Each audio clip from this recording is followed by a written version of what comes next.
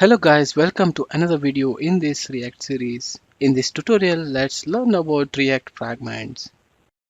This is a simple React component. Here we have our React list component wrapped in a division.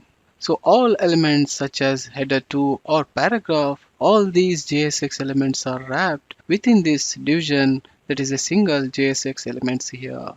While it works fine in browser when we review this one, it adds unnecessary parent element to the DOM. That is nothing but the division, that is an extra element which will be added to our code. This can sometimes affect the overall performance and structure of your application. This is where React Fragments come to the rescue. React Fragments allow you to group multiple elements without introducing an additional DOM element. Instead of using a div as our wrapper, we can use React Fragment.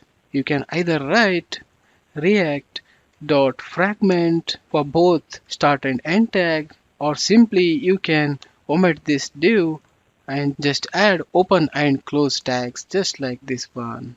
To check whether it works fine or not, save this one and preview in browser.